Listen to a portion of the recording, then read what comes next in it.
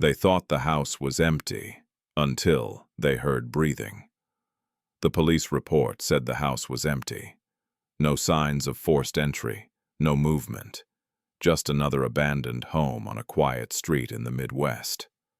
But as the officer stepped inside, he heard something that shouldn't have been there. Breathing. Slow, heavy, close, coming from upstairs. The call came in just after sunset. A neighbor reported strange noises coming from a house that had been empty for years. Not loud noises, not screams, just movement, footsteps, and sometimes breathing. The house sat at the end of the street, its paint peeling, windows dusty, lawn overgrown. According to city records, no one had lived there in over a decade. The previous owner had lost the house after failing to pay property taxes. Since then, it had remained untouched. No utilities, no electricity, no water, just silence. Or so everyone thought. The officer arrived alone. Routine welfare check. No backup requested. The front door wasn't locked. That was the first thing that felt wrong. Abandoned houses are usually sealed, boarded up, closed off. This one was waiting. Inside, the air felt warm, stale, heavy. Dust covered the floor, but not evenly. Some areas were disturbed, as if someone had been walking there recently. The officer paused. Abandoned houses don't feel lived in. They feel empty. This one didn't.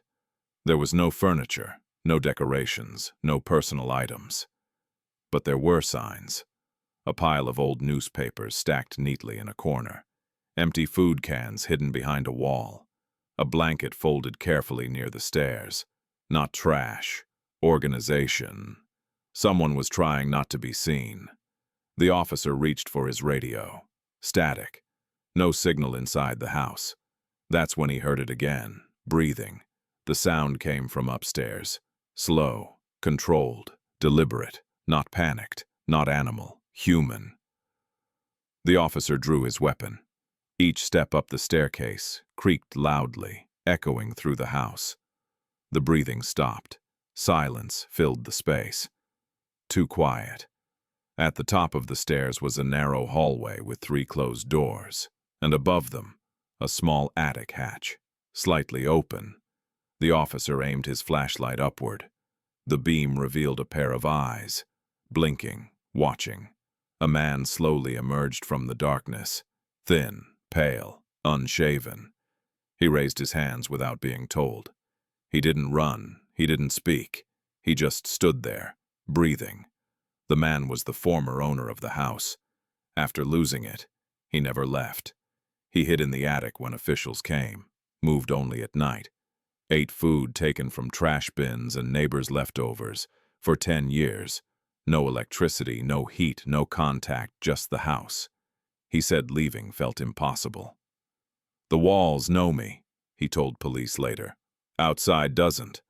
Investigators later searched the attic. They found markings scratched into the wooden beams, tallies, lines grouped in sets, days counted one by one, years carved slowly into the walls. They also found messages etched deep into the wood. "I am still here. This is my home. Don't forget me." Psychologists would later describe his condition as severe isolation trauma. The house wasn't just shelter. It was a prison he chose because the world outside felt worse. The man was taken to a hospital. The house was sealed. The official report listed the property as unoccupied. But the final line read, "No signs of forced entry, no evidence of trespassing, because he never broke in, he never left. The house was empty, it just wasn't abandoned."